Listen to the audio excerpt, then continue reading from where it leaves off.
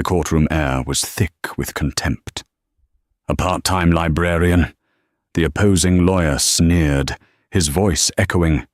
With a net monthly income of $1,800. Your Honor, she can't afford this child. Elara Vance sat silent, her cheap blazer bunching at her shoulders as her husband, Marcus, smirked from across the room. They laughed at her salary. They mocked her simplicity. They were about to take her daughter.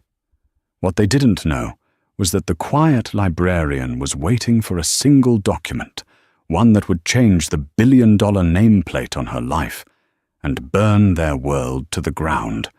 The polished mahogany of courtroom 3B in the Suffolk County Family Court reflected a sterile, unforgiving light. It was a room designed to intimidate, to shrink the individual into a case number. For Elara Vance, it was working.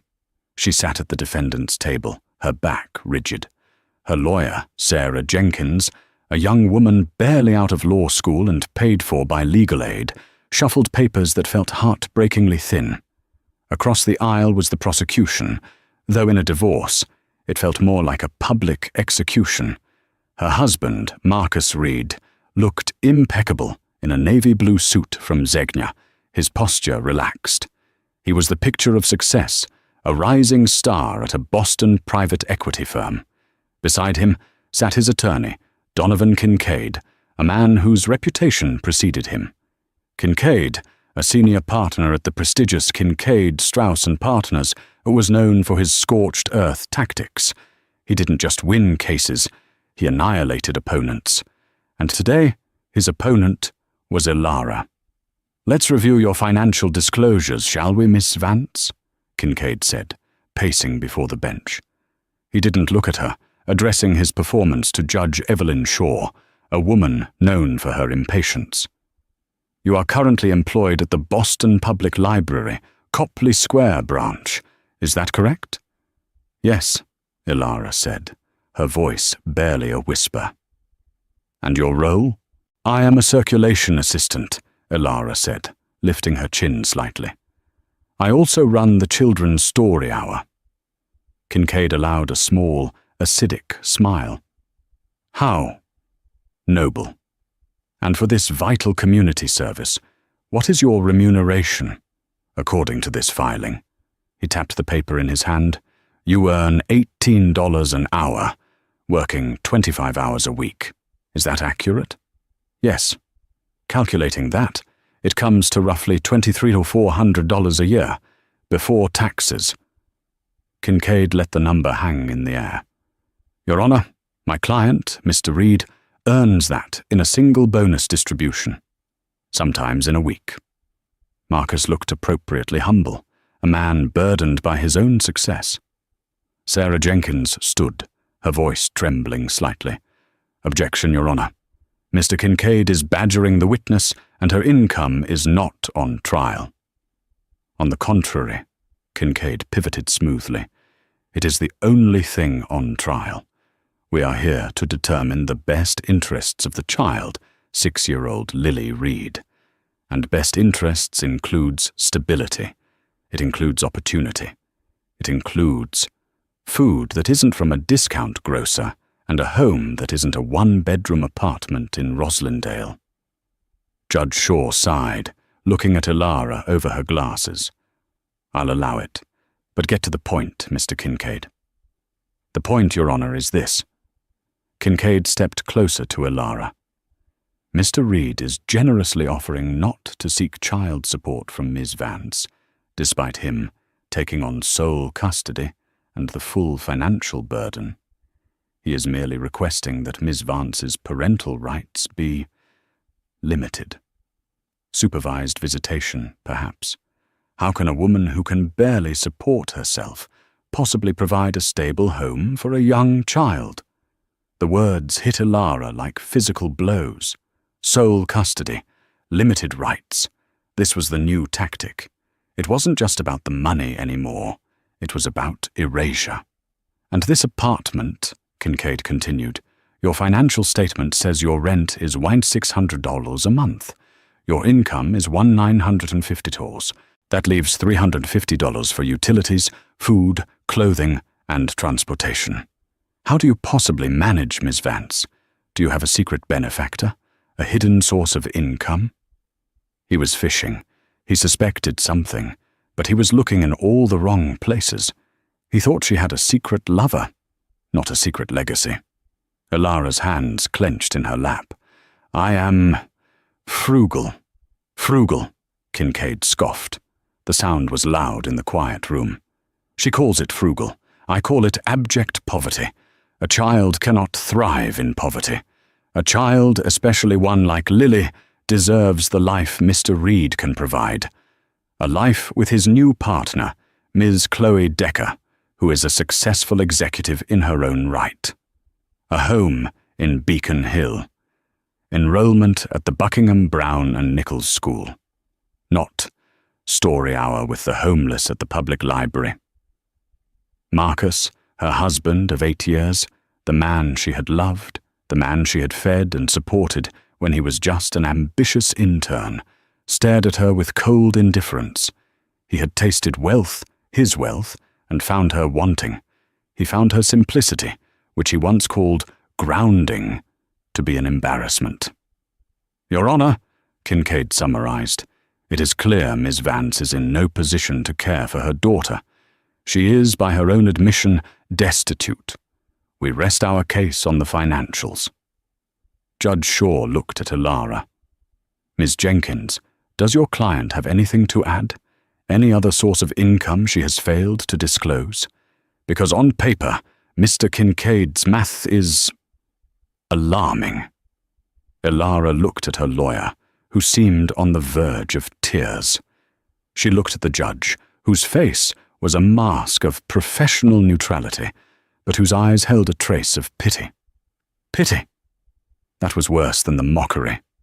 No, Your Honor, Ilara said, her voice shaking but clear. I have no other income. Not yet. Kincaid smirked. Not yet. The cry of the perpetually hopeful. The court doesn't deal in hope, Ms. Vance. It deals in facts. And the fact is, you are broke. He turned and walked back to his table, sharing a look of triumph with Marcus. The first round was his. Ilara felt the walls closing in. The promise she had made to her father, a promise that had defined her entire adult life, was about to cost her the only thing she truly valued, her daughter. The promise had been made on a windswept cliff in Maine, overlooking the granite-grey Atlantic. Ilara was 22, freshly graduated from college, a quiet, unassuming state university she had attended, under her mother's maiden name, Vance. Her father, Julian Thorne, stood beside her. He was not the man the world saw in the rare, grainy photograph, the reclusive, phantom-like founder of Thorne Industries, a private global conglomerate worth more than some nations. He was just Dad, a man obsessed with books, solitude, and a deep-seated fear of what his own fortune did to people. You're brilliant, Ilara, he had said, his voice rough. You have my mind for numbers and your mother's heart. It's a dangerous combination. I don't understand, Dad. You've hidden me my whole life, my schooling, my name. Why? Because the name Thorne is not a name, he said, turning to her. It is a target. It is a burden. It changes the air in a room. People don't see you. They see a vault. They see a solution to their problems. They see a shortcut. You will never know if you are loved or if your assets are loved.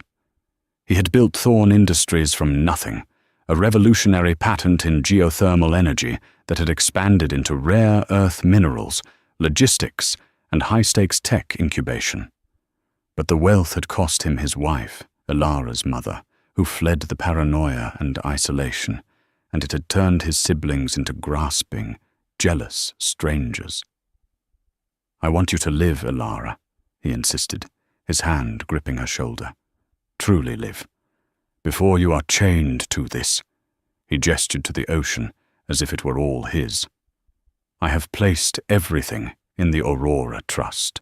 It's ironclad, managed by Grindelwald and Kie in Zurich. You will not touch it, and it will not touch you until I am gone. I want you to work. I want you to struggle.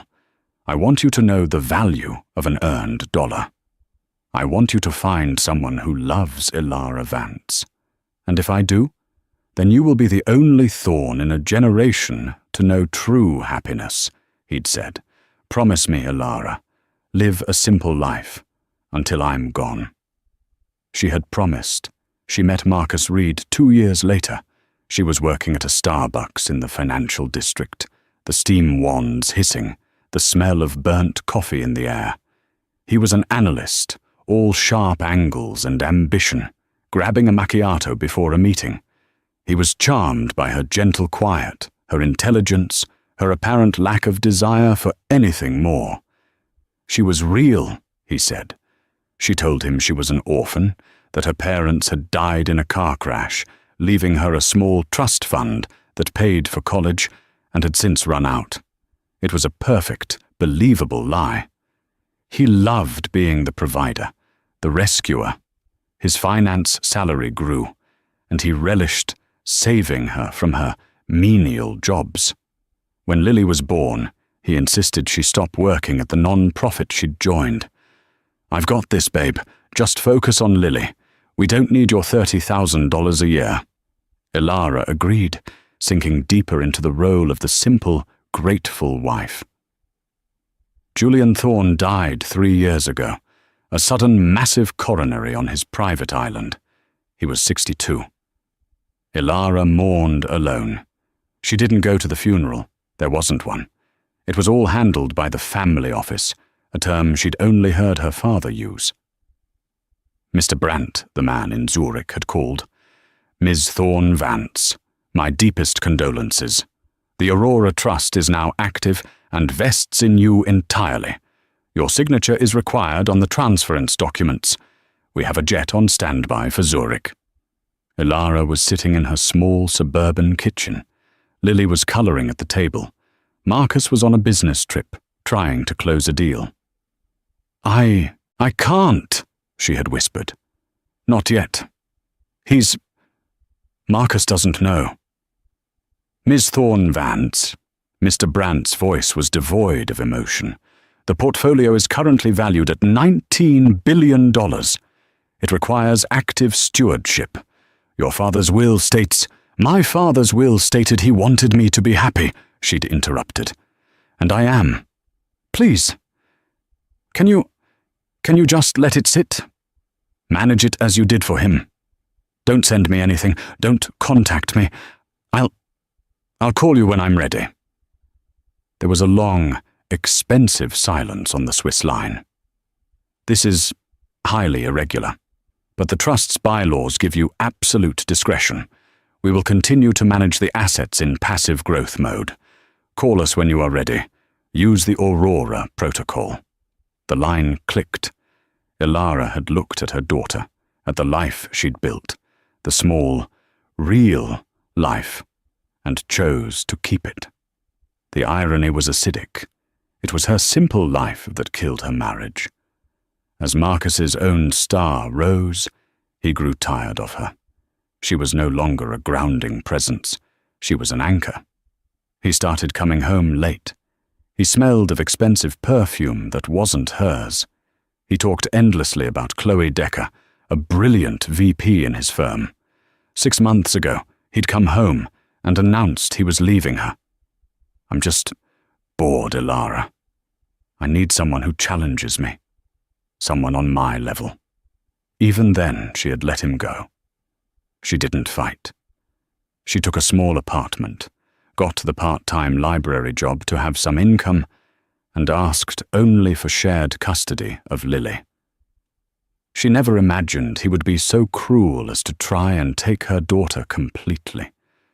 She never imagined he would use the very simplicity she had curated as a weapon against her. She had honoured her father's wish to find someone who loved Elara Vance. She had, but he had stopped. We call Chloe Decker to the stand. Kincaid's voice boomed. Ilara's stomach hollowed out. Chloe Decker, the other woman, the upgrade, walked to the stand. She was everything Ilara was not. Tall, blonde, dressed in a sharp, cream-colored pantsuit from the row. She radiated competence and expensive skincare. She was sworn in, her voice a smooth, confident alto. "Ms. Decker, you are Mr. Reed's current partner, is that correct?" Kincaid began. "I am. We live together in his Beacon Hill home." "And you have spent time with the child, Lily Reed?" "Yes, many times. She's a wonderful little girl." Chloe smiled, a practiced, warm expression directed at the judge. "I adore her." "And in your time with her, have you observed things regarding her care when she is with her mother?" "Objection," Sarah Jenkins shot up. "Hearsay, and this witness is clearly biased." "Your Honor," Kincaid countered, "Ms. Decker is speaking to direct observations. It goes to the heart of the child's well-being." Judge Shaw nodded. "Overruled. But I'll take the bias into consideration. Proceed, Ms. Decker." Chloe's smile tightened. "Well, it's just the little things. Lily often comes to our home in clothes that are, well, they're clean, but they're worn, threadbare. The shoes she had on last week had holes in the soles. I bought her new ones immediately, of course, a pair of golden goose sneakers. She was so happy." Ilara felt the blood drain from her face. Those were Lily's garden shoes, worn for playing in the mud. "And her school lunches," Chloe continued, her voice dripping with faux concern. "Ilara packs her a peanut butter sandwich every single day and just a single apple. At our home, she gets organic salads, grilled salmon, quinoa. She's developing a very sophisticated palate." "It's not just the material things, is it, Ms. Decker?" Kincaid prompted. "No," Chloe said, shaking her head sadly. "It's the environment.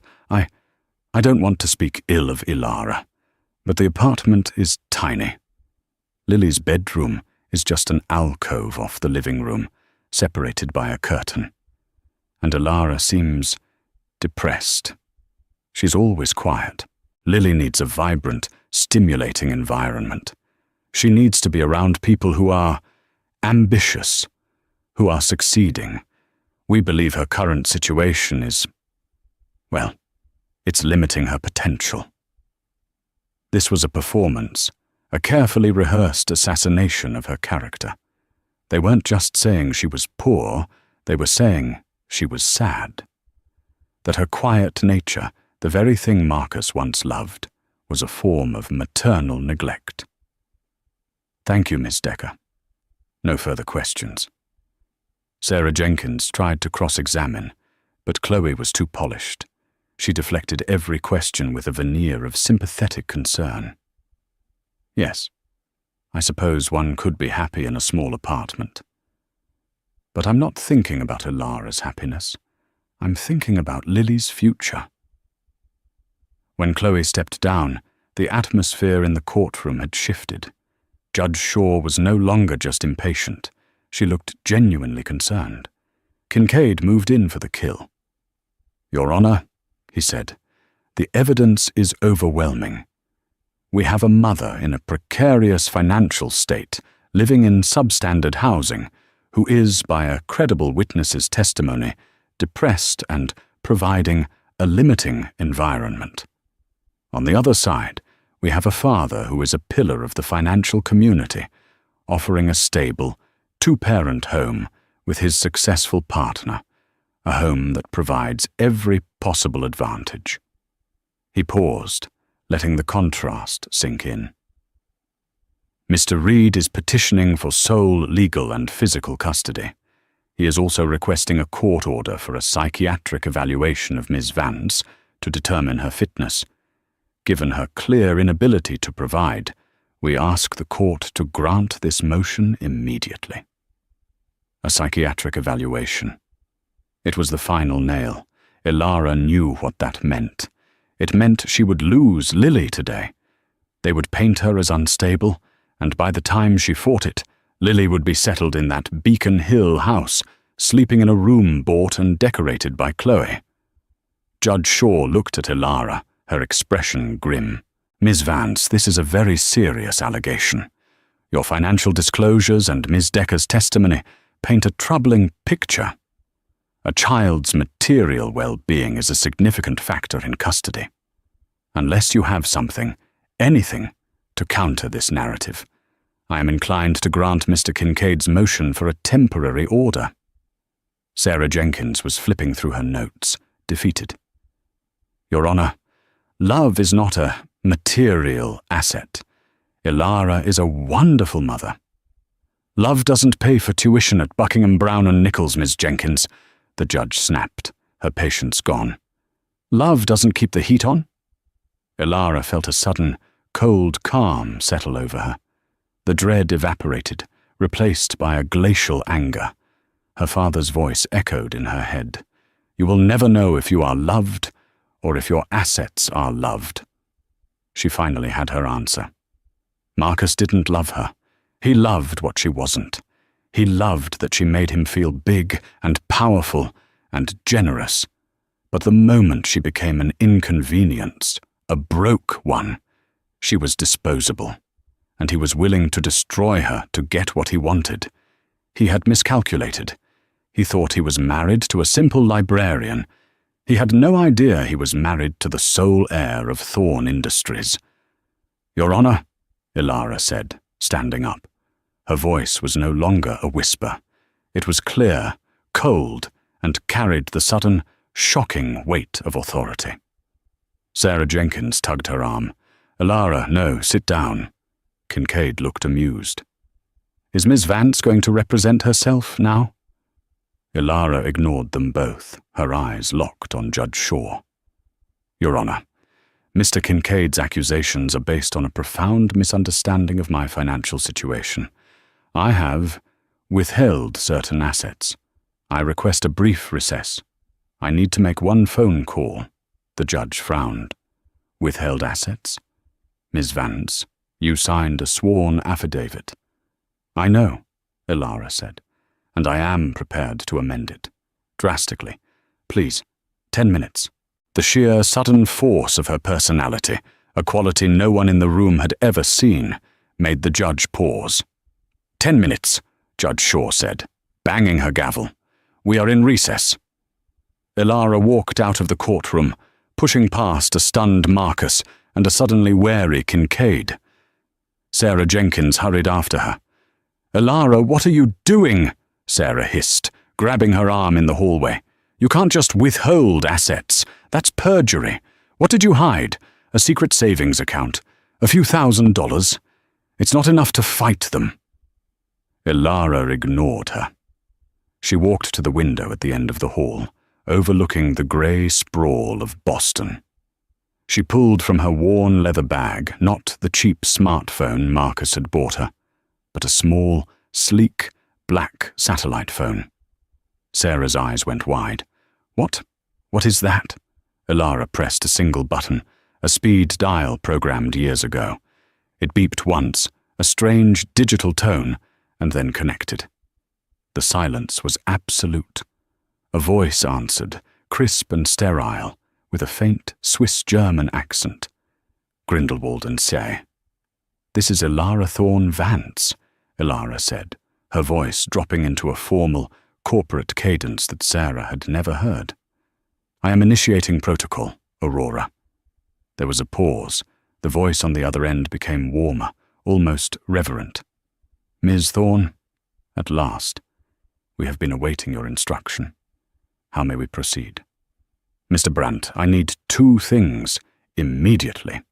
First, I need a full asset and liquidity verification, certified and notarized, for the Julian Thorne estate and the Aurora Trust. I need it sent digitally and by courier to the Suffolk County Family Court, attention Judge Evelyn Shaw. Understood. It will take approximately 30 minutes to collate the real-time global asset values. It will be sent. Second," Ilara continued, "I need primary counsel. My current legal representation is insufficient. Sarah flinched, but Alara kept going, her gaze fixed on the skyline. I need the best. I want Alistair Finch. From Cravath, Swain and Moore in New York. I don't care what he's doing. I want him on a helicopter to Boston. Now. He is to report to this courtroom. I will pay the emergency retainer and any fee required to pull him from whatever he is doing. Mr. Brandt didn't hesitate. Mr. Finch is our top litigator on retainer for exactly this purpose. I will have him airborne from the Manhattan heliport within 10 minutes. He will be in Boston in under 90 minutes. Not good enough, Mr. Brandt. This court is about to take my daughter. I need him now. Miss Thorne, Brandt said. Mr. Finch cannot physically be there in 10 minutes. Then get me his Boston equivalent. Who do you have at Ropes and Gray or Wilmerhale? I need a shark, Mr. Brandt. I need a killer, and I need him in this building before that judge's gavel hits the wood. One moment. The line went silent. Alara tapped her foot, the adrenaline surging. She was no longer Alara Vance, the librarian. She was Alara Thorne, the CEO, the client, the owner. Brandt came back. We have a better solution. Mr. Finch is already in Boston. He was handling the acquisition of a biotech firm in Cambridge. He is 10 minutes away. I am dispatching him and his team to your location. They will be there by the time your recess ends. Alara closed her eyes in relief. Good. Authorize his team to act on my behalf in all matters. Send them the case file, and Mr. Brandt, send my husband's counsel, Mr. Donovan Kincaid, a copy of my asset verification as well. I want him to see it personally. With pleasure, Ms. Thorne. The Aurora Protocol is fully engaged. Welcome back. The line clicked. Alara turned to Sarah, who was leaning against the wall, her face pale with shock. Alara, who are you? My name, Alara said, tucking the sat phone away, is Alara Thorne. My father was Julian Thorne. Sarah's mind blanked. Thorne? As in Thorne Industries. The mythical private company? The one Forbes and Bloomberg had been trying to value for decades? The same, Alara said. I own it. All of it. But your apartment, the library, your $18 an hour? It was a promise to my father. I wanted a real life. I wanted to be loved for who I was, not what I was worth. Alara gave a bitter laugh. It seems I failed on all counts, but that's over now. The double doors to the hallway banged open. Marcus and Kincaid strode out, Marcus looking furious. What was that, Alara? Marcus demanded. What assets? Did you hide a credit card I didn't know about? Are you going to suddenly produce a few $1,000s? It's pathetic. Kincaid held up a hand, silencing him. He was staring at Alara, his eyes narrowed. The panic in the hallway, the strange, cold confidence radiating from Alara, the cheap blazer that suddenly seemed like a costume. Something was wrong. Ms. Vance, Kincaid said slowly, you would be wise to end this charade. Lying to a judge is a felony. Alara simply looked at him. You mocked my salary, Mr. Kincaid. You called me destitute. You're about to find out just how expensive a mistake that was. Before he could reply, the elevator at the end of the hall dinged, the doors opened, and 3 men and 1 woman stepped out. They were not just in suits. They were in armor, hand-stitched, dark grey, and radiating an aura of untouchable power. The man in the lead was in his late 50s, with silver hair and eyes as sharp as cut glass. He walked directly to Alara, ignoring everyone else. Ms. Thorne Vance? He said, his voice a low, powerful baritone. Yes. You must be Mr. Finch. Alistair Finch, he said, shaking her hand. This is my team. We've been briefed by Mr. Brandt.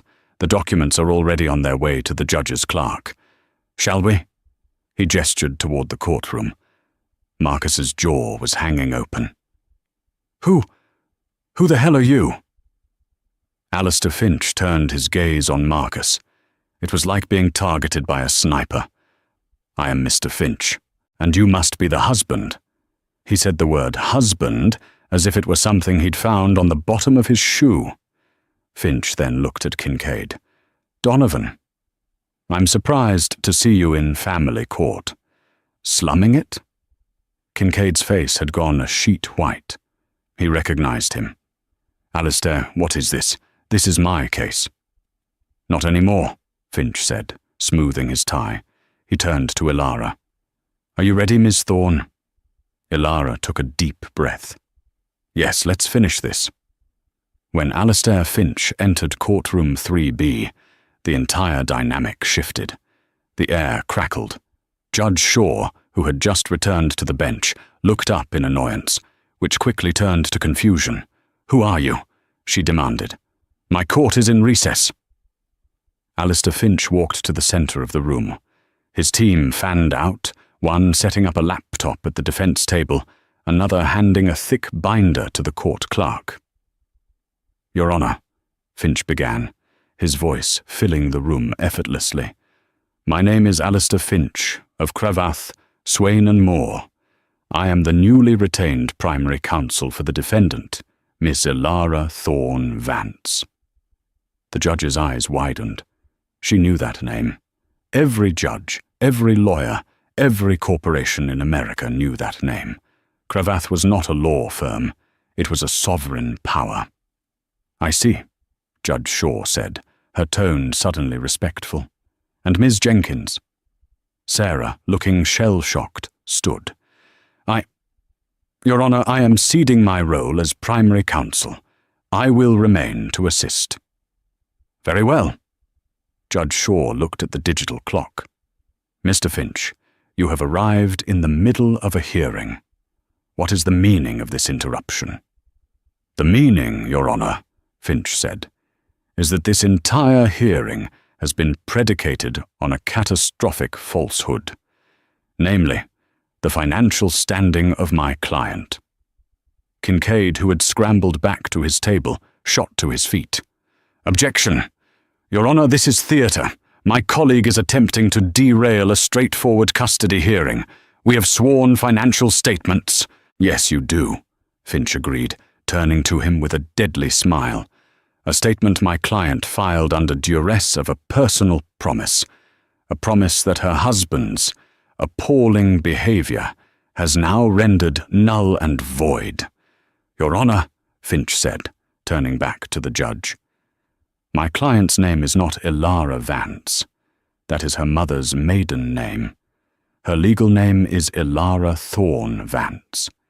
She is the daughter and sole heir of the late Julian Thorne, founder and owner of Thorne Industries." A collective gasp went through the gallery. Marcus Reed gripped the edge of his table, his knuckles white. That's a lie. Thorne Industries? It's a myth." "It is very real, Mr. Reed," Finch said, "and you are about to learn just how real." The court clerk approached the bench, holding a slim tablet and the binder Finch's team had provided. "Your Honor, you need to see this. It's a new financial disclosure. It's just been certified by the Swiss consulate." Judge Shaw took the tablet. Her eyes scanned the first page. She scrolled. Her face, hardened by 20 years on the bench, lost all its composure. She looked up from the screen, her gaze finding Ilara, and for the first time, there was no pity. There was only pure, unadulterated shock.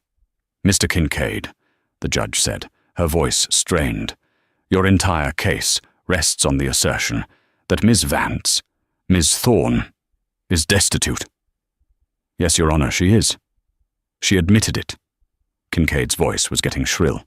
"Well," the judge said, setting the tablet down, "the Swiss government and a Mr. Brandt from a firm called Grindelwald and See seem to disagree." She looked at Finch. "Mr. Finch, perhaps you would care to enlighten the court.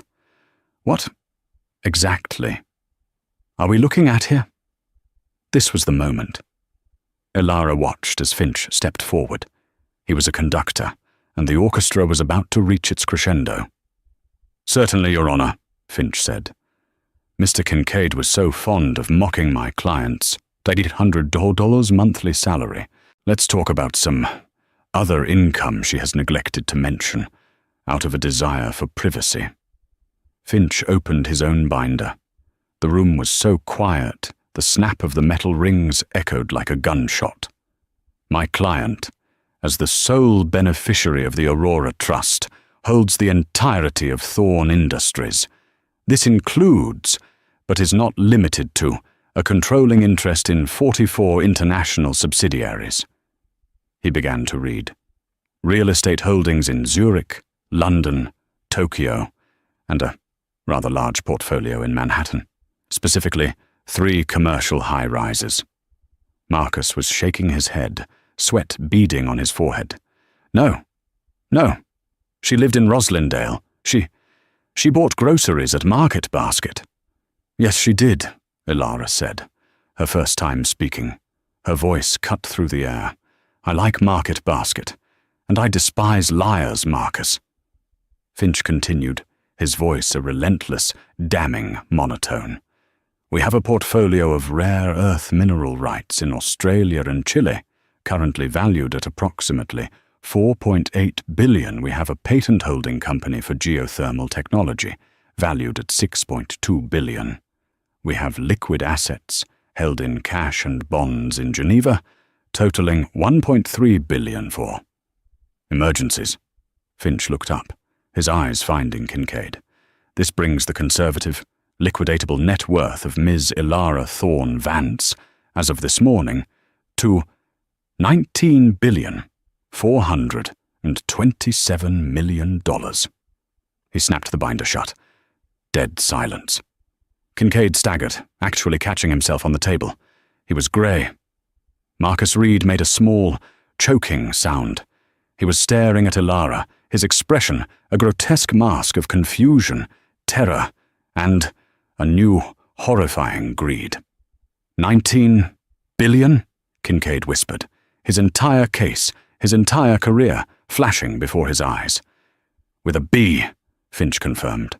"Now, Your Honor, about that meagre salary Mr. Kincaid was so concerned about. My client's salary at the library is, in fact, a donation. Ms. Thorne personally funds the entire children's wing and literacy program of that library branch, to the tune of $300,000 a year, anonymously. The $1,800 a month, that's just the salary she pays herself back from her own donation for tax purposes." Finch took a step toward Kincaid's table. "You called her destitute. You mocked her 18-an-hour job.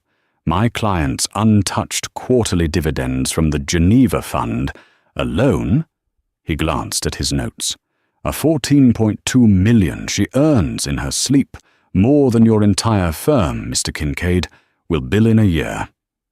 The humiliation was so profound, so absolute, it was almost physical. Kincaid looked as though he'd been struck. "And now," Alistair Finch said, his voice dropping to a dangerous low, "we must address the matter of Mr. Reed. If the revelation of Ilara's wealth was a nuclear bomb, what came next was the fallout." Marcus Reed was still processing the number. 19 billion. He wasn't just losing a wife, he had fumbled the single greatest fortune in the Western Hemisphere. He had traded a secret billionaire for a vice president. The irony was so bitter, it made him want to vomit.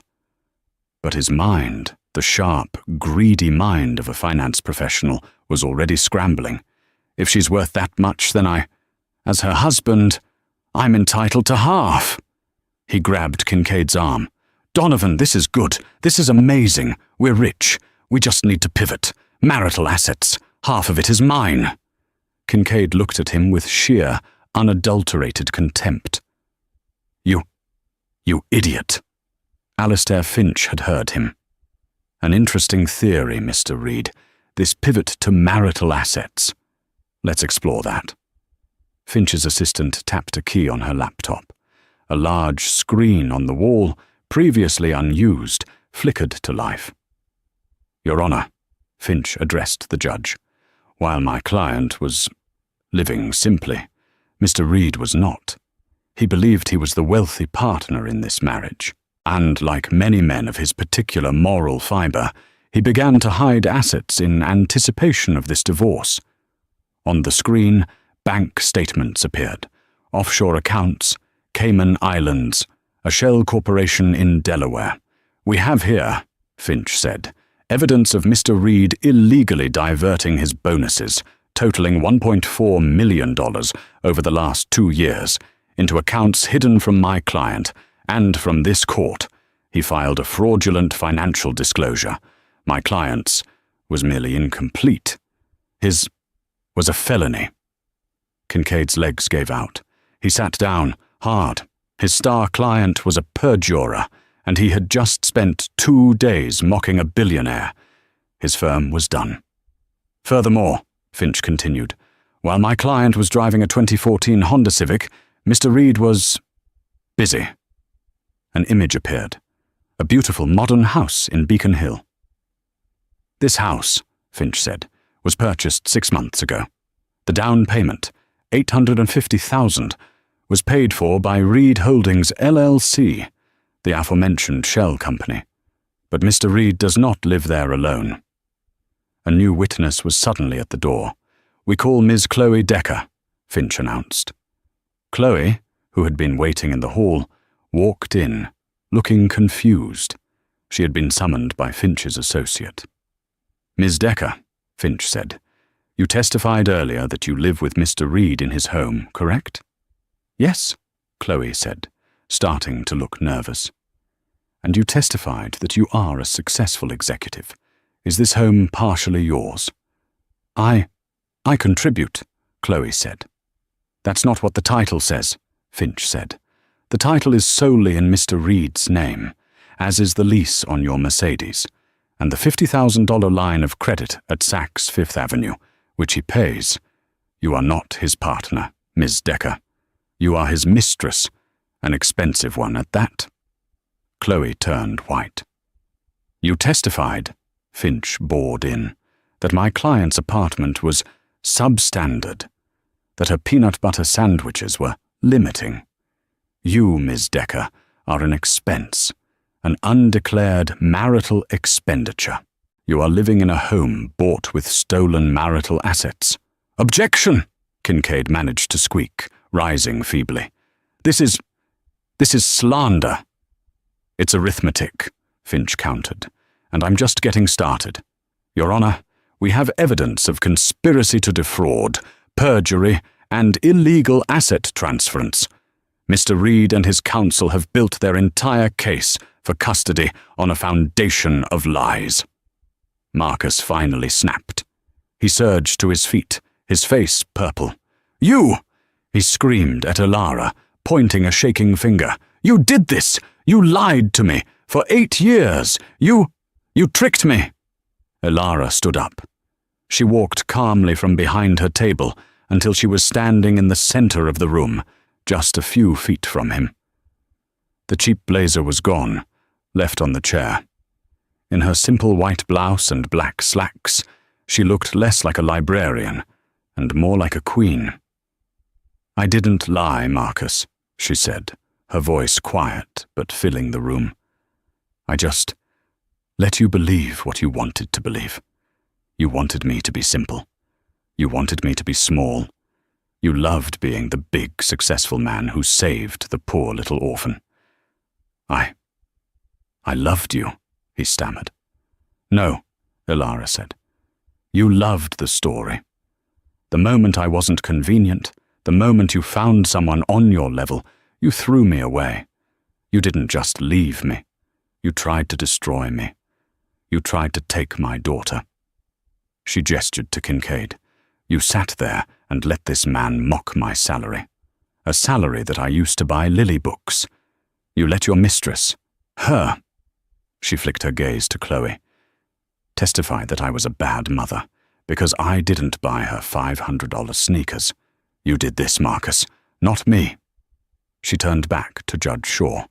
"Your Honor, I believe my financial standing is no longer in question."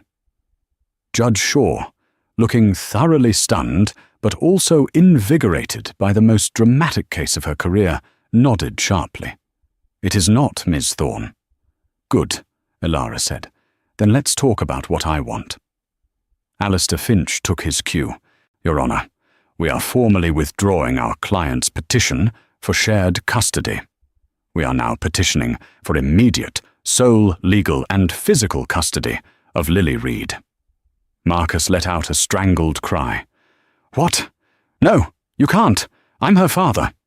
"A father who committed perjury," Finch countered.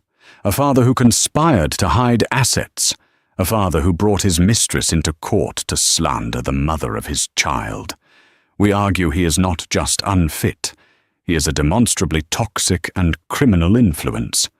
Your Honor," Finch pressed on, "we are also filing a criminal complaint for perjury and a civil suit for the full clawback of the $1.4 million in hidden assets, plus punitive damages for emotional distress and fraud. We will also be filing a motion to have Mr. Kincaid disbarred for his role in this conspiracy and his gross public negligence." Kincaid collapsed into his chair, a broken man. His career was over. "And as for Ms. Decker," Finch said, giving her a brief, chilling glance, "my client now owns the note on the building her company leases in the financial district. I'd update your resume." Chloe fled the courtroom, pushing past the doors, her sobs echoing in the hall. It was a total, systematic annihilation. Marcus Reed was alone, his lawyer a catatonic wreck, his mistress gone, his future in ruins. He looked at Judge Shaw, his eyes wild with desperation. "Your Honor, please, don't let her do this. She's using her money to punish me."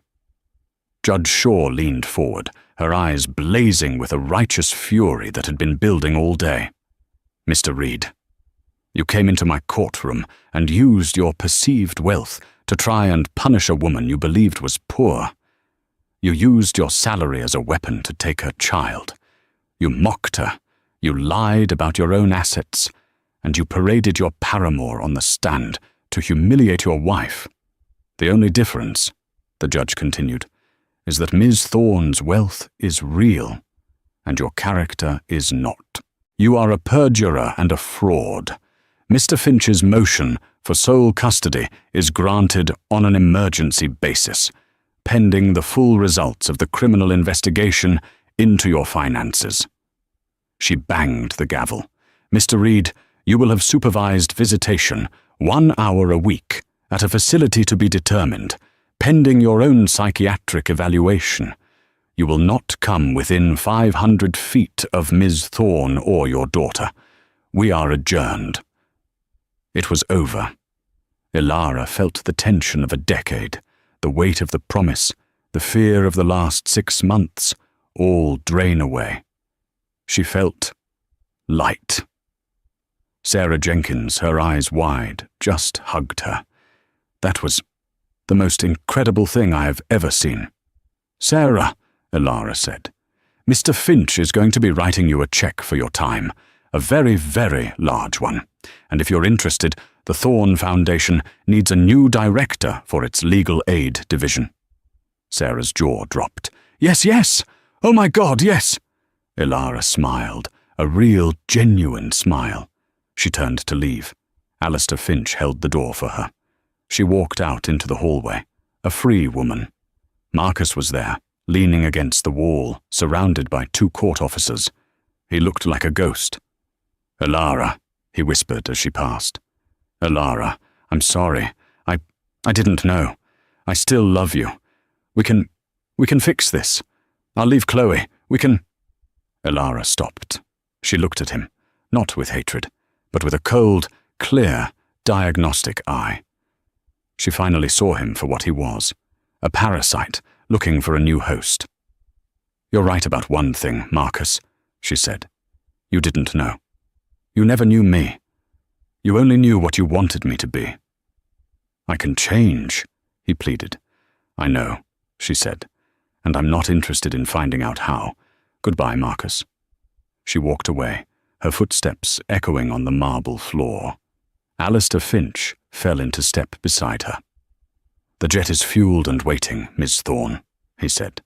"We can be in Zurich by morning to sign the transference papers." Elara shook her head. "Not Zurich, Alistair. First we have one stop." "Where to?" Elara smiled, pulling out her phone. "The Buckingham Brown and Nichols School. I need to register my daughter. And then I'm taking her to the library for story hour. I promised her I'd read Where the Wild Things Are." Finch allowed himself a small, rare smile. "As you wish, Miss Thorne." She stepped out of the courthouse and into the bright Boston sunlight.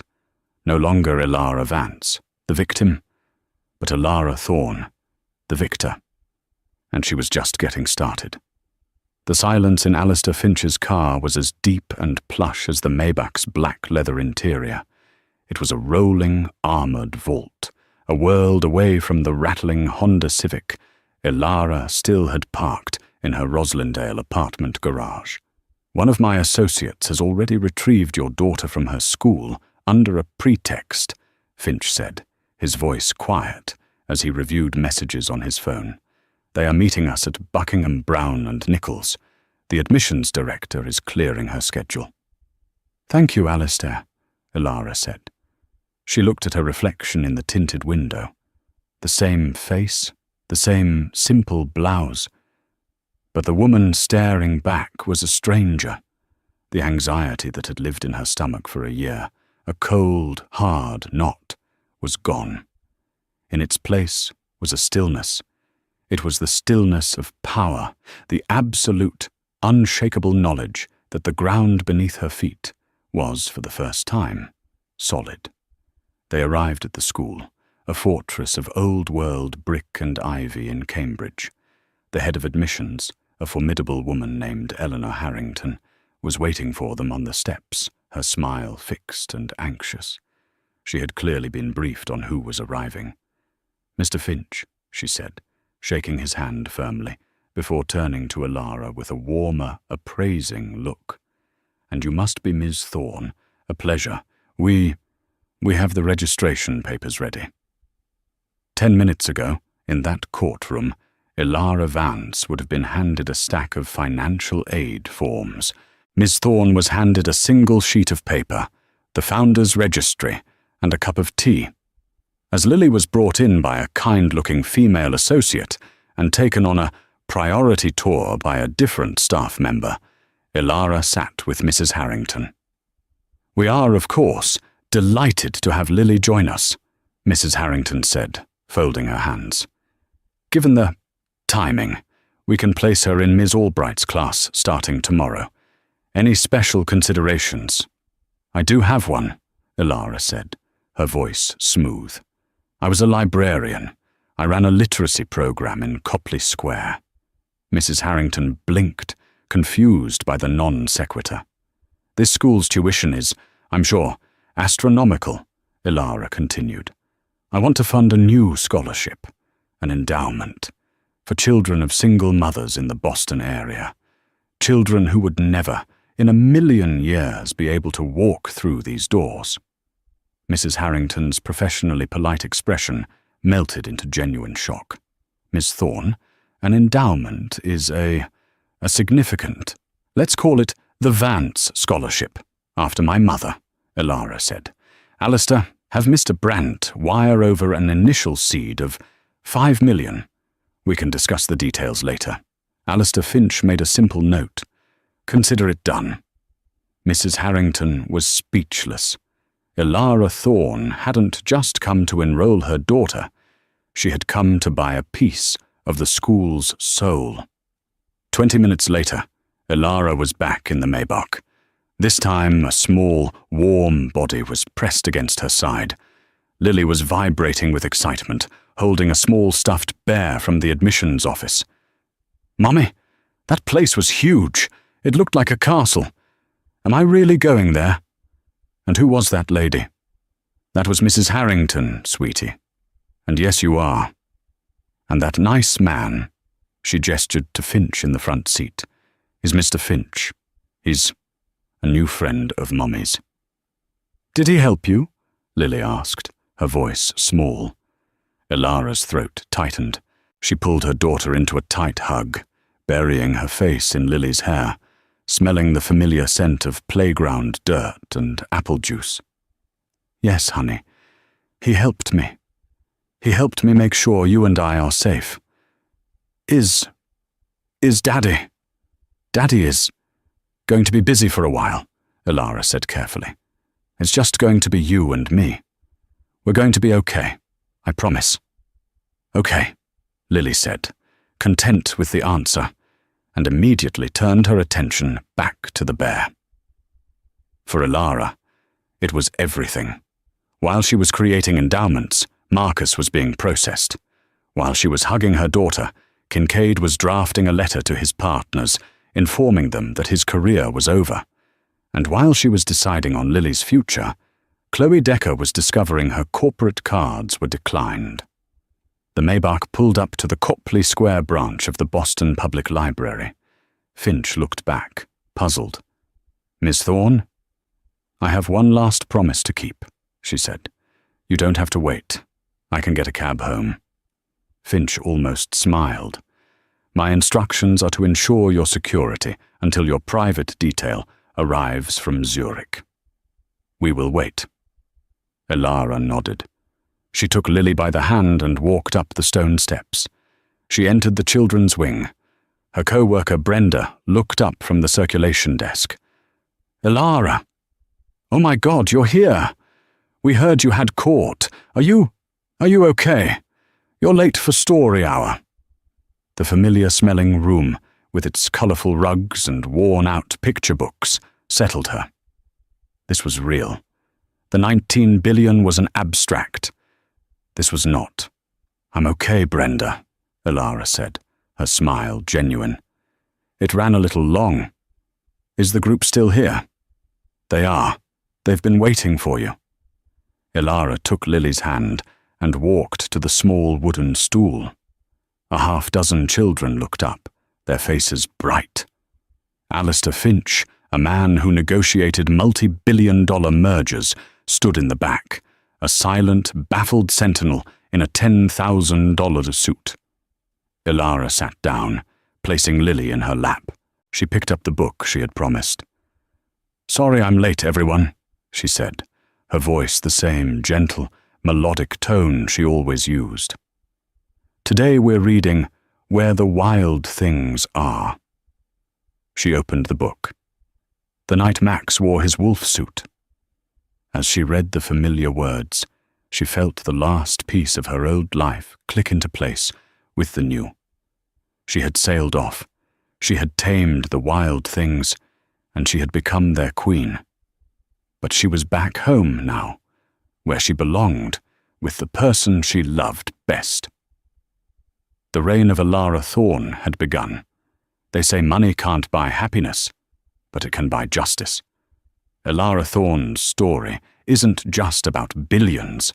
It's about the moment a woman, pushed to the absolute edge, decided to reclaim her power. She was mocked for her 18 an hour salary, but her real worth was never in a bank vault in Zurich.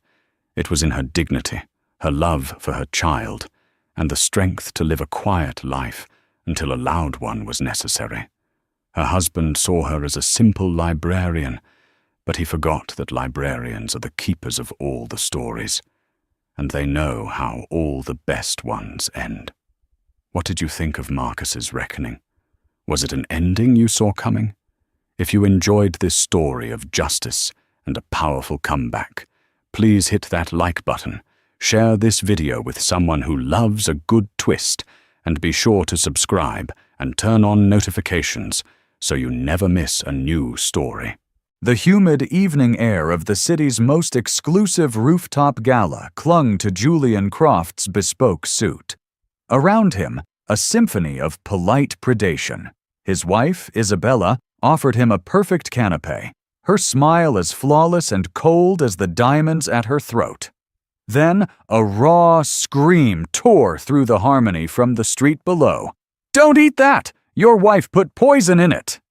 Heads turned to a frantic girl, a shadow he recognized. Isabella feigned horror, but weakness was a luxury Julian Croft could not afford. Holding the world's gaze, he took a deliberate, defiant bite. The crowd relaxed, but Julian didn't swallow. He palmed the toxic evidence. The performance was for them. The investigation would be for him. Before we begin, take a moment and comment your city below. It's always fascinating to see where everyone is tuning in from around the world. Now, let's dive in. Julian Croft's life was a testament to the brutalist architecture of his own making. He hadn't inherited his empire. He had torn it from the world with his bare hands, leaving a trail of bankrupt competitors and shattered partnerships in his wake. His philosophy was simple. The world was a machine, and people were its gears. You either turned them, or they ground you to dust. This wasn't just a metaphor. It was an operating manual. He remembered a rival who'd tried to out-leverage him on a land deal. Julian hadn't just bought the land. He'd systematically acquired the rival's debt, choked his supply lines, and poached his top 3 executives in a single week, all before the rival even knew they were at war.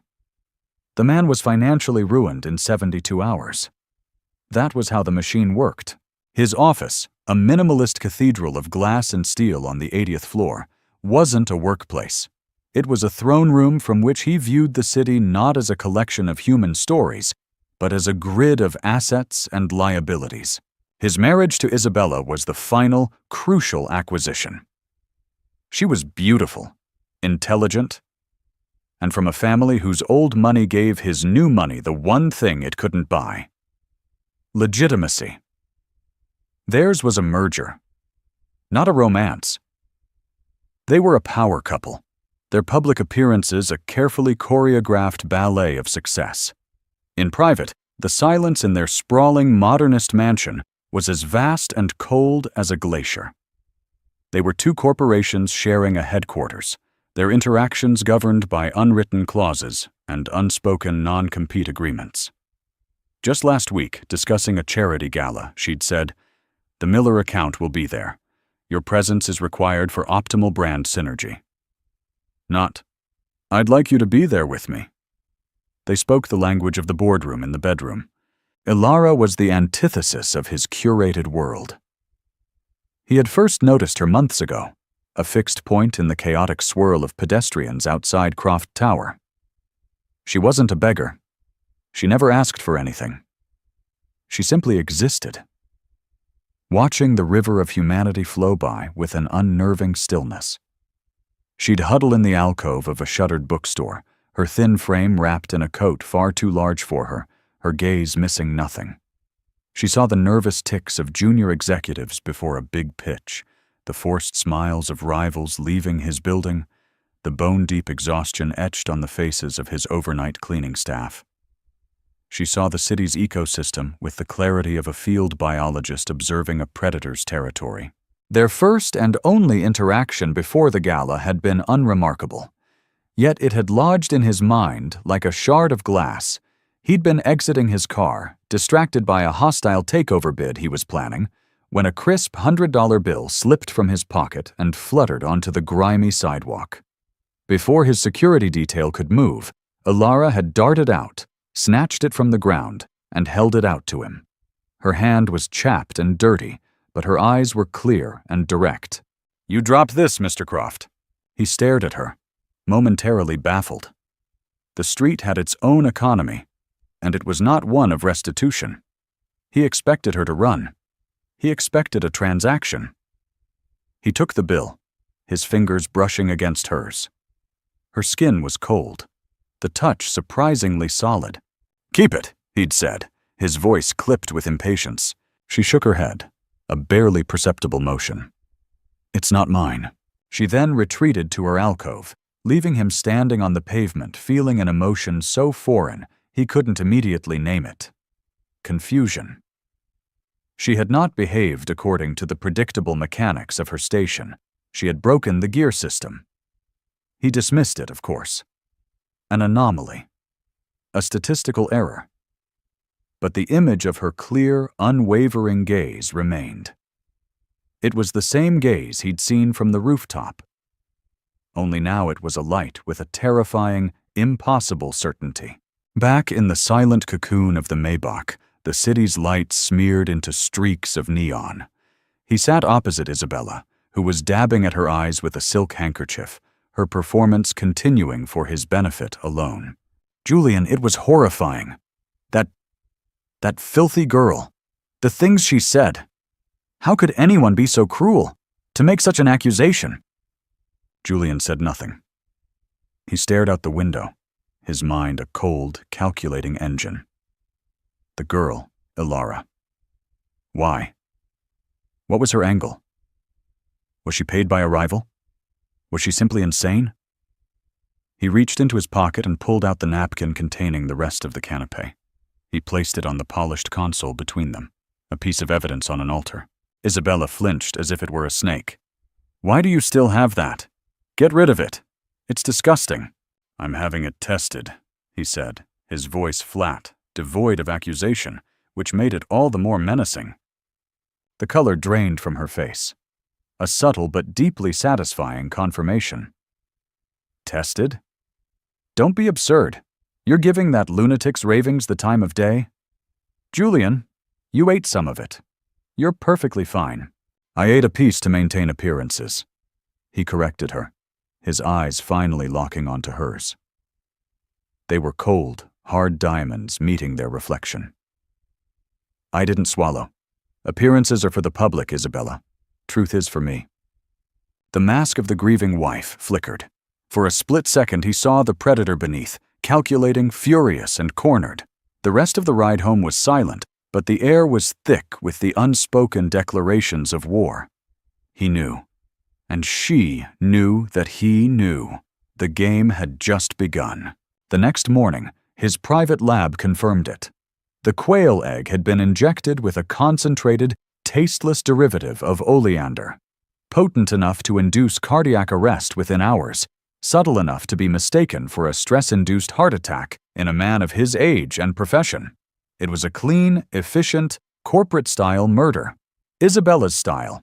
But the question wasn't about her anymore. It was about the girl. How could a homeless waif, a ghost on the periphery of his world, know the intimate details of a murder plot hatched in the sterile kitchen of his penthouse? She was the variable he couldn't account for. The piece that didn't fit the puzzle. And for a man who controlled everything, an unknown variable was more dangerous than a known threat. He dispatched his head of security, a former Mossad agent named Kael, with a simple instruction. Find the girl. Don't frighten her. Don't touch her. Just bring her to me. Julian Croft needed to understand the gear that had refused to turn. Kyle found Ilara 2 days later, not in her usual alcove, but huddled in a public library, tracing the words in a children's picture book with a grimy finger, as if learning the shape of language itself. She didn't resist when the large, quiet man told her someone wanted to see her. She seemed to expect it, closing the book with a quiet finality. She was brought not to the gleaming tower, but to a safe house, a discreet luxury apartment Julian kept for sensitive meetings. It was a neutral ground, but the power imbalance was as palpable as the smell of new leather and old money. Ilara stood in the center of the vast living room, dwarfed by the floor-to-ceiling windows that offered a panoramic view of the city she called home from below. She had been given a simple gray sweatsuit and allowed to shower. Clean, she looked even younger, more fragile. A bird in a gilded cage. Julian entered the room, his presence sucking the air out of it. He didn't sit. He circled her, the way a wolf inspects a trap, studying her from all angles. You shouted a warning at the gala, he began, his voice devoid of warmth. You claimed my wife had poisoned my food. The lab confirmed your claim. The question is not if you were right, but how you knew.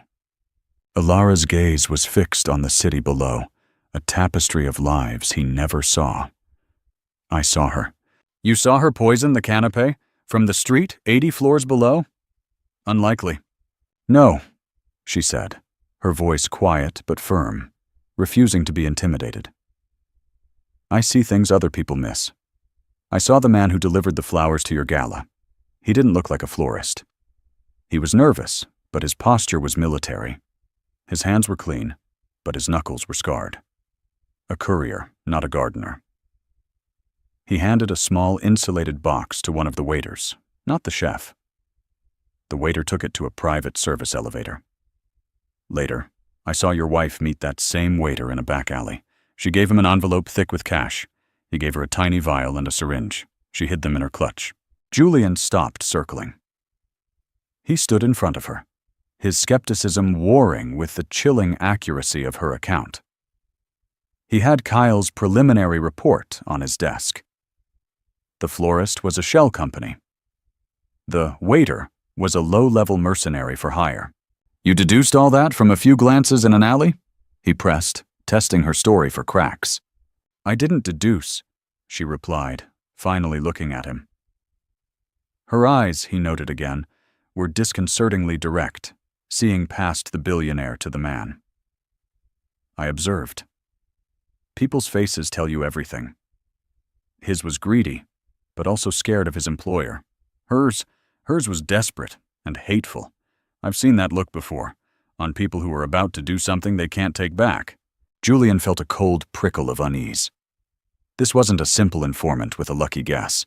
This was something else entirely.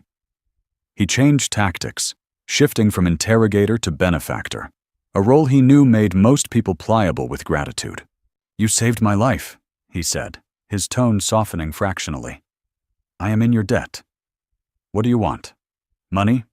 An apartment? A scholarship? Name your price. It was a test. Everyone had a price. It was the fundamental law of his universe. Ilara's gaze drifted back to the window. I don't want anything. The answer was so contrary to his experience that it angered him. Everyone wants something. Do not play games with me, girl. You live on the street. You are hungry. You are cold. You are in a position of complete vulnerability. I am offering you a way out of the gutter. Take it. A way out isn't a way up, she murmured, more to herself than to him. It's just a different cage. His patience, already thin, snapped. What is that supposed to mean? This place, she said, gesturing vaguely at the opulent room, at the art on the walls that was worth more than a dozen lives. It's beautiful, but it's not free. The price of staying here is being yours, your pet project, your charity case, your gear. I saw you drop the money that day. You wanted me to take it because it fit your world. The poor girl takes the rich man's handout. It made sense. Me not taking it, that bothers you more than your wife trying to kill you. Julian was stunned into silence. She had read him with the same terrifying clarity with which she'd read the murder plot. She had looked inside the intricate, fortified machine of his mind and identified the master gear, his absolute need for a predictable, transactional world. He felt an uncharacteristic urge to lash out, to prove she was wrong by throwing her back on the street. But he also felt a spark of something else, something he hadn't felt since his earliest days. Intellectual curiosity. She was a problem he couldn't solve, a lock he didn't have the key for. He decided on a new strategy. If he couldn't buy her, he would bind her with logic. You're not safe, he said, his voice now laced with a chilling sincerity. My wife knows you identified her. Her associates know. You are a loose end. On the street, you are an easy target. Here, with me, you are protected.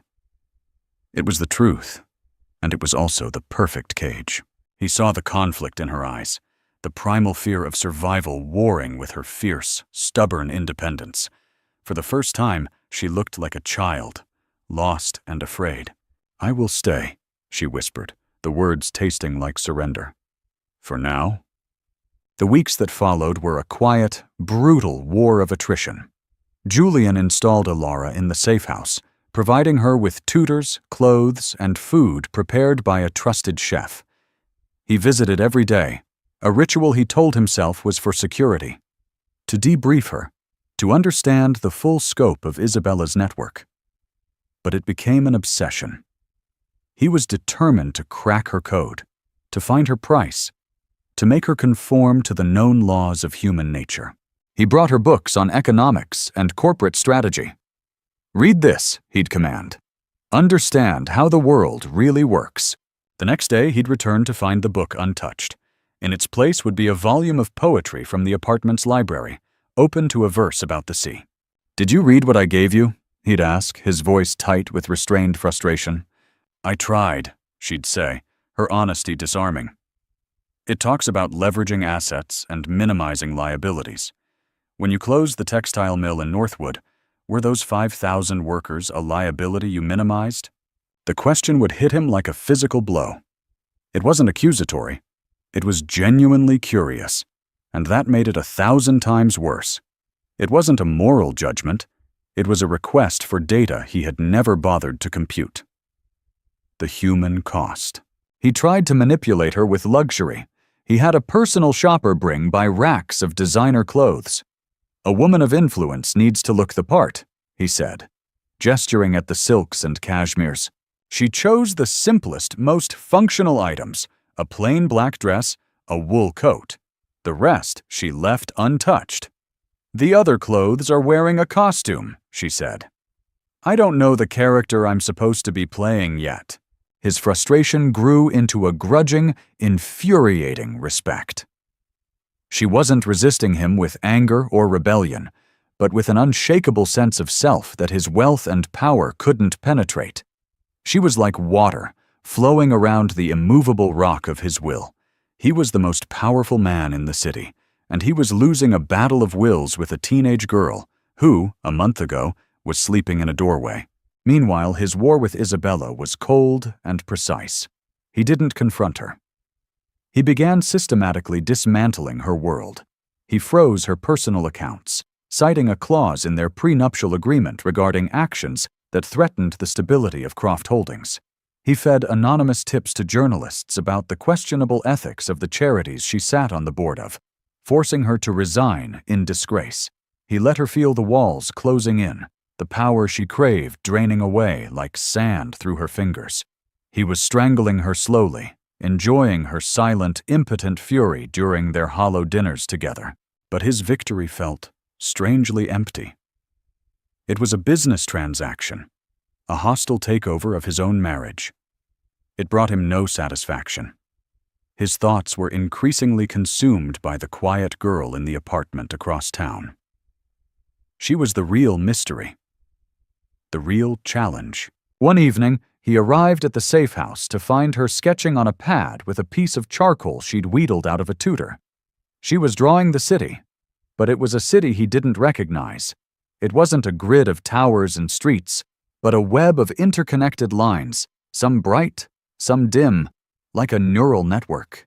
"What is this?" he asked, his voice softer than he intended. "It's how I see things," she explained, not looking up from her work. "Everyone is connected. That man who polishes the brass on your building? His name is Hector. His daughter goes to a school that gets its funding from a grant your company gives. When you threaten to pull the funding to get a tax break, you're threatening his daughter's future. It's all one big machine, like you say. You just think you're outside of it, at the controls. You're not. You're a gear, too. The biggest one, maybe, but you're still turning with the rest of us." He stared at the drawing, at the intricate, chaotic, and deeply human map of his world. And for the first time in 30 years, Julian Croft felt the terrifying sensation of his own fortress walls beginning to crack. He was not the puppet master.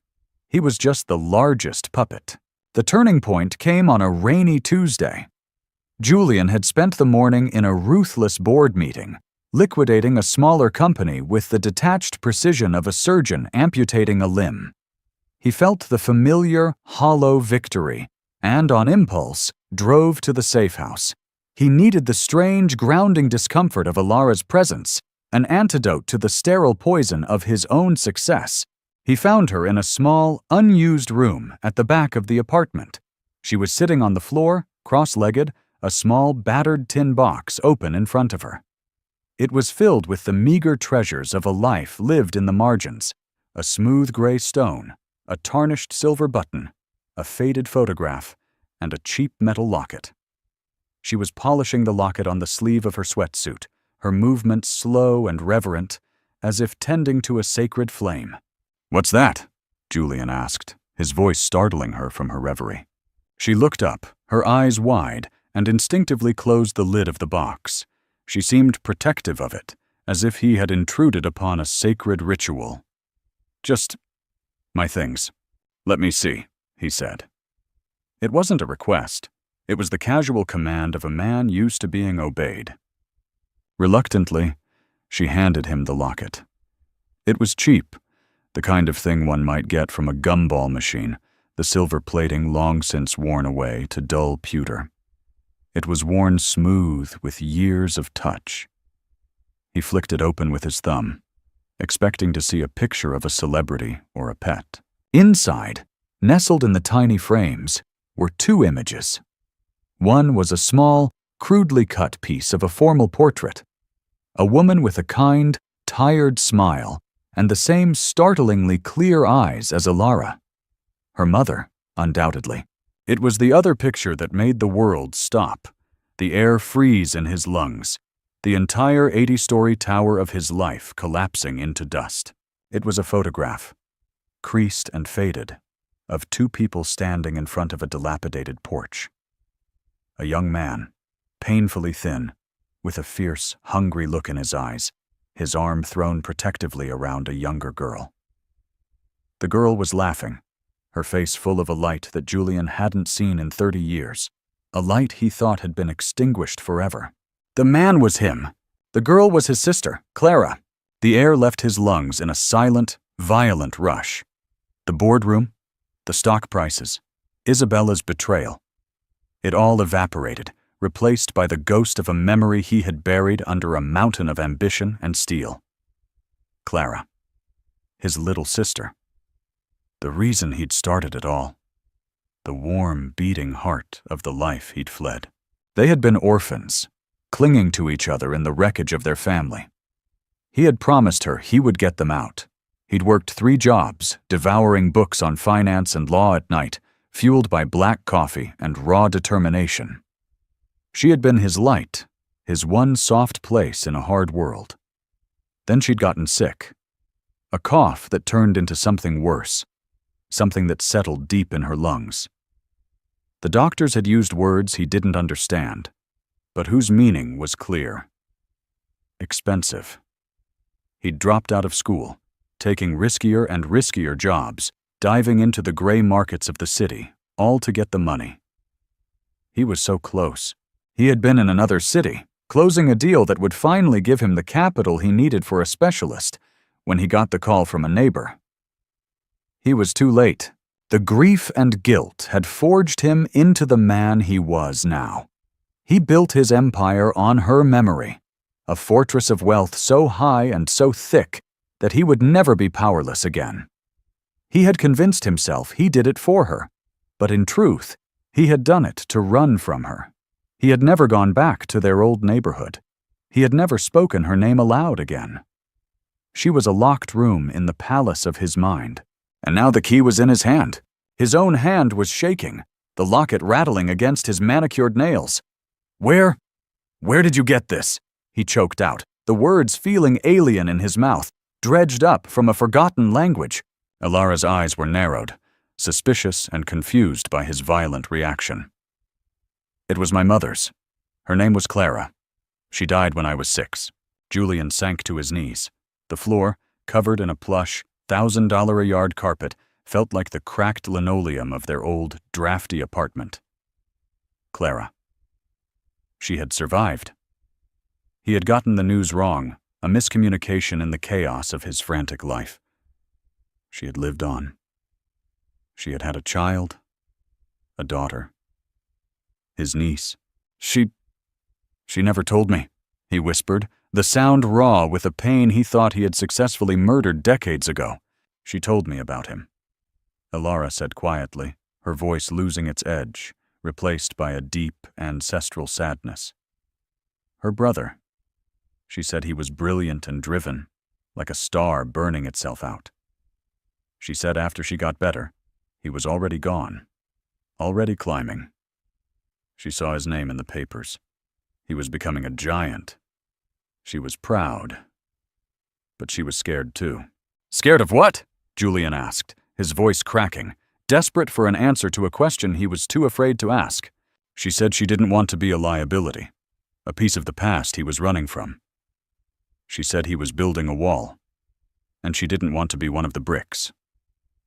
So she just watched him from a distance.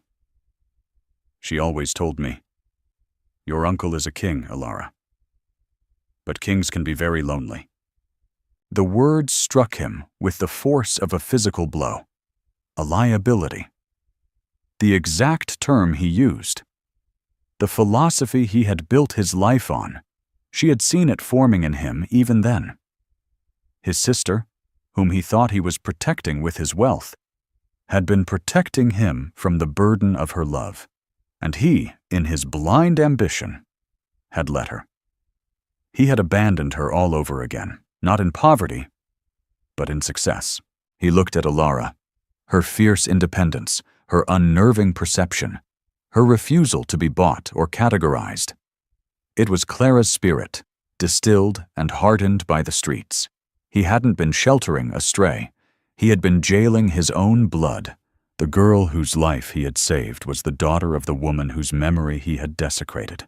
He looked down at the locket, at the faded image of the boy he used to be, full of desperate love and fierce protection. That boy had built an empire to protect his sister, and in doing so, had lost her completely. The irony was so profound, so cosmically cruel, that a sound tore from his throat, a dry, ragged sob, the first he'd uttered since he was a child. The fortress was breached. The ghost was in the room. And Julian Croft, the king of the city, was finally, utterly, powerless. He looked up at his niece, the street girl who saw everything. And for the first time in his life, he didn't have a strategy. He didn't have a plan. All he had was the devastating, undeniable truth. The revelation didn't just crack Julian's fortress, it leveled it, leaving nothing but rubble and the ghosts of what might have been. For 2 days, he didn't leave the safe house. He had Kyle cancel his meetings, postpone his calls. The world he had built, with its intricate systems of control and power, seemed like a meaningless abstraction. The only reality was the quiet, watchful girl who was his family, and the ghost of the sister he had left behind. He asked Alara to talk, not to provide information, but to tell him stories. He listened for hours as she spoke of her mother, Clara. She painted a picture of a woman who lived a small life filled with quiet dignity, a woman who found beauty in overlooked things, who taught her daughter to read faces because it was more important than reading books, who spoke of her long-lost brother not with bitterness, but with a deep, sorrowful love. She used to say his mind was like a fire, Alara recounted. It could warm you, or it could burn down the whole forest. She just hoped he'd learn to build a hearth.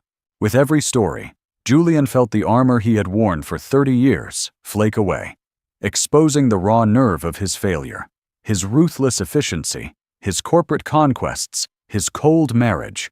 It was all a frantic, pathetic attempt to outrun the memory of a sick girl in a rundown apartment. He hadn't been building a legacy. He'd been building a tombstone. On the 3rd day, he rose. The grief was still there, a cold, heavy stone in his gut, but it had been joined by something new, a cold, clear purpose. The war with Isabella was no longer a game of corporate chess. It was personal. She hadn't just tried to take his life. She had tried to extinguish the last chance he had to honor his sister's memory. She had tried to kill the man Clara's daughter had just found. He went home. Isabella was in the minimalist living room, a stark white space decorated with art chosen for its investment value rather than its beauty. She was on the phone, her voice sharp and angry. She was fighting to get her accounts unfrozen, pulling on levers of power that no longer responded to her touch. She saw him enter and ended the call abruptly, her face a mask of contempt. "Finally decided to come back to your own home?" she sneered. "Or did your little charity project bore you?" Julian walked past her and stood before the room's centerpiece, a massive abstract sculpture of twisted metal. It was called Ascension. He had paid 7 figures for it. It had always represented his own climb. Now it just looked like a mangled cage. "It's over, Isabella," he said, his voice quiet. He didn't turn to face her. She laughed, a brittle, ugly sound. "Over? It's not over until I say it is. You think you can cut me off? Humiliate me? I helped build this empire. I entertained your clients. I polished your rough edges. I am entitled to half." "You are entitled to nothing," he said, still facing the sculpture. "Our prenuptial agreement is ironclad. Clause 17b. Any action undertaken by one party that results in a credible threat to the life or liberty of the other party nullifies all claims. Attempted murder qualifies as a credible threat." "Prove it," she shot back, her voice rising with desperate bravado. "Prove it was me. It's your word against the ravings of a homeless girl. Who do you think a jury will believe?" This was the moment he had been waiting for. He slowly turned, his eyes locking onto hers. They were not angry. They were not hateful. They were filled with a profound, chilling pity. "Oh, I don't need the girl to testify," he said softly. "You see, I've been dismantling your network for weeks, but I was targeting the wrong assets. I was thinking like a businessman, cutting off credit lines. So I started thinking like a criminal." He took a step towards her. "The waiter you hired? His name is Marco. He has a gambling problem. It turns out, for a fraction of what you paid him to be an accomplice to murder, he was more than happy to provide a detailed, signed confession of your arrangement, especially when the alternative was a long conversation with some friends of mine from the Justice Department about his other, less savory activities." Isabella's face went pale. He took another step. "The florist delivery service? A front for a money laundering operation run by the Ciani crime family. They were very displeased to learn that you had exposed them to this level of scrutiny for a simple domestic dispute. They've been surprisingly cooperative. They provided records, dates, payments. It seems they keep very meticulous books." He was standing directly in front of her now, his shadow falling over her. She was trembling, not with rage, but with a primal, cornered fear. "But that's not the best part, Isabella," he continued, his voice dropping to a near whisper. "The best part is the vial, the tiny vial of poison. You thought it was untraceable, a custom compound. And it was. But the chemist who made it for you? He was sloppy. He left a unique isotopic signature in the carrier fluid. And 3 months ago, you commissioned that same chemist to create a special vitamin blend for your prize-winning orchids. The signature is a perfect match. Your vanity, Isabella. Your need to have the best of everything. That's what will convict you." She stared at him, her mouth opening and closing silently, like a fish gasping for air. She had been so sure of her intellectual superiority, of her cleverness. He had allowed her to believe it. And all the while, he hadn't been playing her game of power and influence. He had been playing his own game, a game of pure, brutal logic, and he had anticipated her every move. "You didn't want half the empire, Isabella," he said, the final piece falling into place.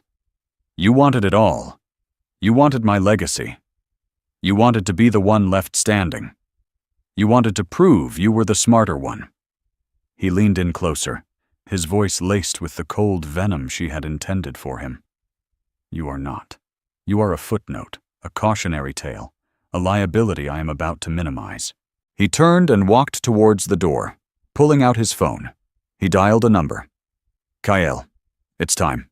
Send the evidence to the district attorney, and send a courtesy copy to the lead crime reporter at the Times. I want her to have it before the police arrive. He hung up. He could hear Isabella collapse behind him, her sobs of terror and defeat echoing in the cold, white room. He didn't look back. The victory was absolute. It was precise. And it was the most hollow, meaningless feeling in the world. As he stepped out into the night, he wasn't thinking of his triumph. He was thinking of a girl in a safe house. A girl who owned nothing but a tin box and a locket. And who was, in that moment, infinitely richer than he had ever been. The arrest of Isabella Croft was a media firestorm. The story of the beautiful socialite, the attempted murder, and the mysterious street girl who thwarted the plot was on every screen. Julian, however, refused to participate. He issued a single terse statement through his lawyer and then vanished from public view. He didn't retreat to his throne at Croft Tower. He stayed at the safe house, which was rapidly becoming more of a home than his mansion had ever been. His redemption didn't begin with a grand gesture. There were no press conferences announcing a new philanthropic wing, no billion-dollar checks written to charity. It began in silence.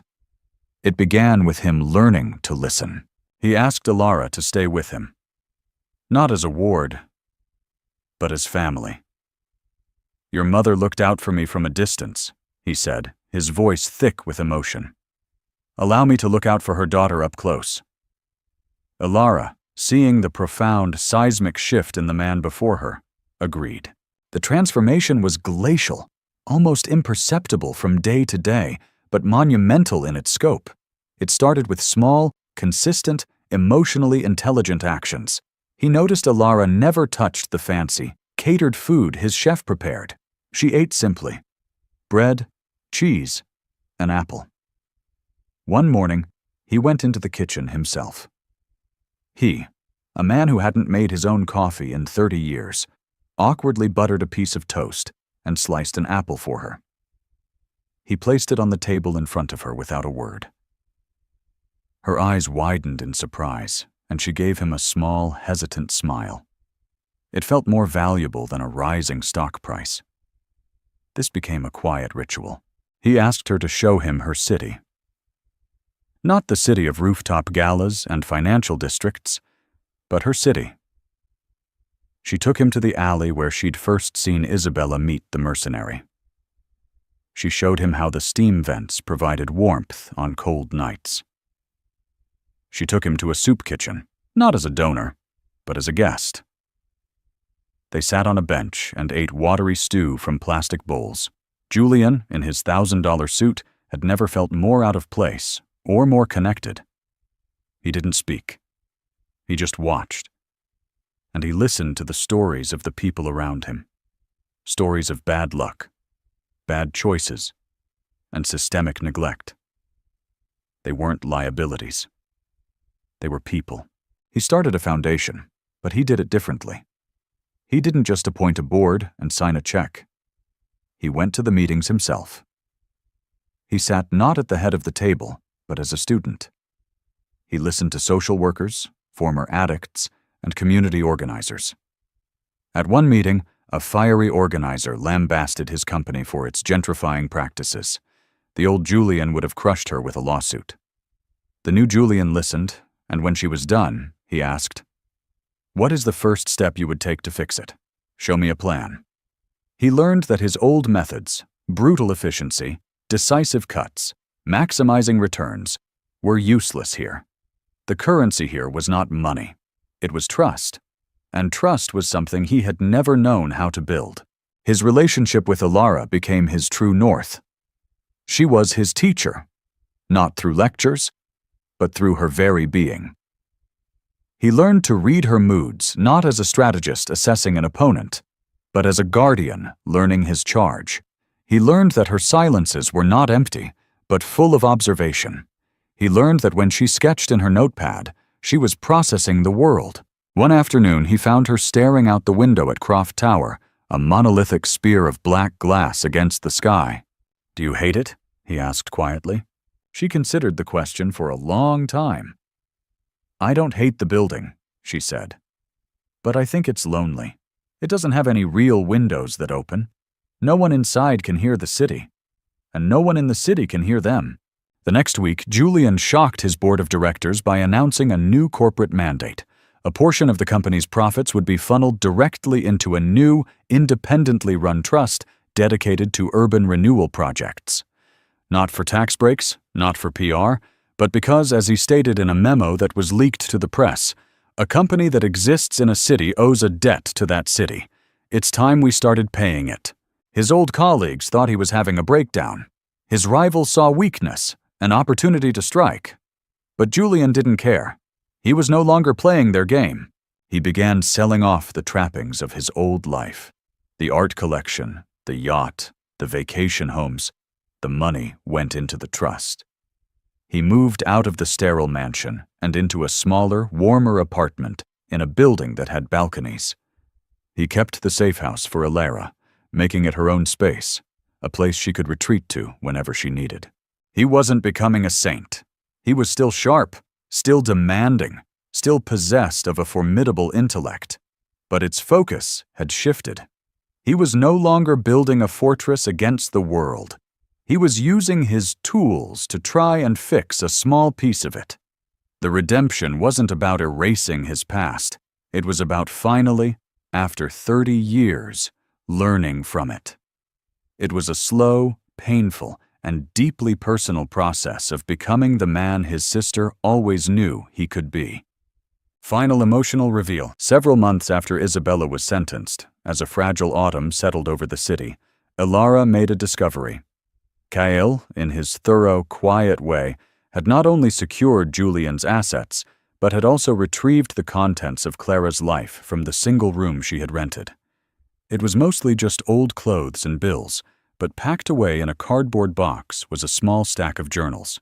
Alara brought them to Julian. One evening. They sat in the quiet living room of his new apartment, the one with the balcony, the city lights twinkling below like a fallen constellation. "I found my mother's diaries," she said, her voice soft. I think you should read them."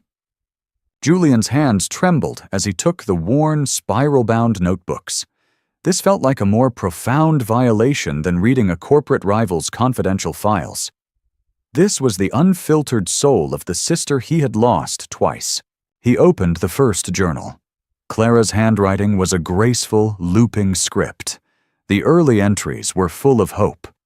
She wrote about getting better, about her dream of being a librarian, about the fierce love she had for her brother, the comet who was going to take on the world.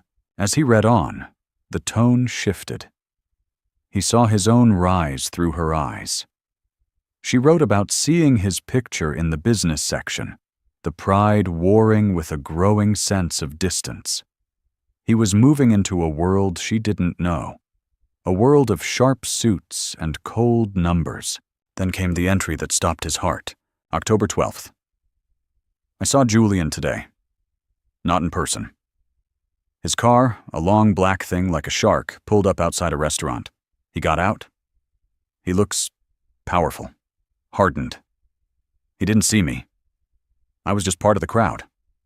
For a moment, I wanted to run to him, to shout his name. But then I saw the look on his face. He was scanning the street, but he wasn't seeing people. He was seeing obstacles, threats, potential weaknesses. And I realized, with this ache in my chest, that that's what I would be to him now. A weakness. A relic from the life of poverty and struggle he fought so hard to escape. My comet doesn't need a tail. It needs to fly free. Loving him means letting him go. Julian had to stop reading, a raw, burning shame searing his throat. She hadn't been too proud. She hadn't been resentful. She had performed an act of selfless, heartbreaking love, protecting him from a past he was desperate to erase. He forced himself to continue, flipping through the years. He read about her meeting Ilara's father, a kind musician who died too young. He read about the birth of her daughter, the fierce, all-consuming love she felt. And woven through it all, there was him, a ghost in her life. She would tape newspaper clippings of his latest acquisition next to a drawing Ilara had made, a poignant juxtaposition of their two worlds. He reached the final journal, the last few entries written in a weak, spidery hand. The sickness had come back. May 3rd. The doctors say there isn't much time. I'm not scared of dying. I'm scared of leaving Ilara alone. She is so much like him. She sees everything. She has a core of steel. I know she will survive. But I hope she doesn't have to do it by building walls. I hope she finds a garden to tend, not a fortress to defend. He turned to the last page, the very last entry. May 10th. I think of Julian. I hope he's happy. But I don't think he is.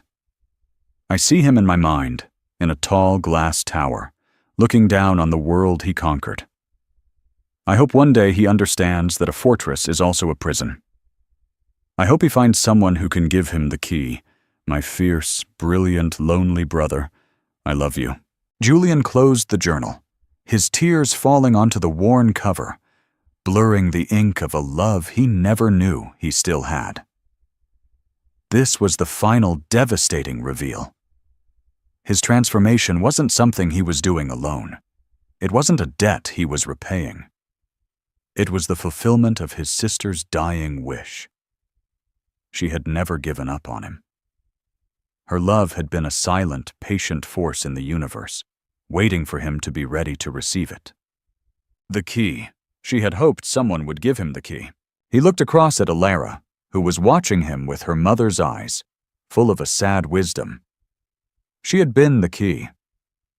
She hadn't just saved his life. She had saved his soul. She had unlocked the fortress and let the light in. His redemption wasn't just for him anymore.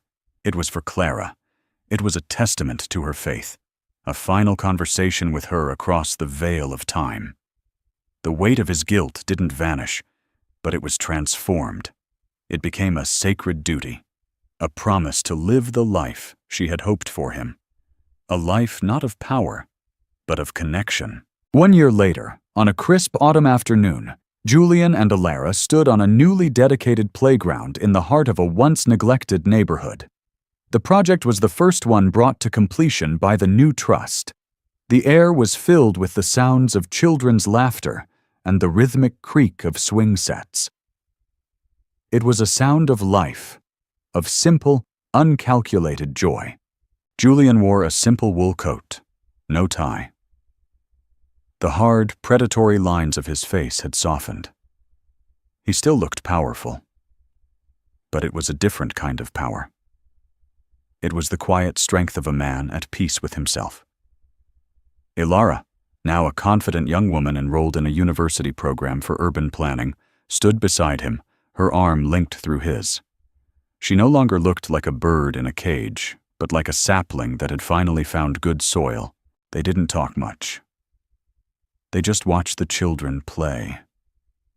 A small boy, no older than 5, tripped and scraped his knee. Without a thought, Julian moved forward, knelt down on the soft wood chips, and helped the boy up, speaking to him in a low, comforting voice.